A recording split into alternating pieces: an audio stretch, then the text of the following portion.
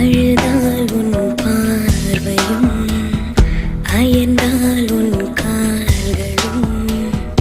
அதிகாலையின் கூடலில் சோகம் தீர்க்கும் போதுமா நிழல் தேடிடும் ஆண்மையும்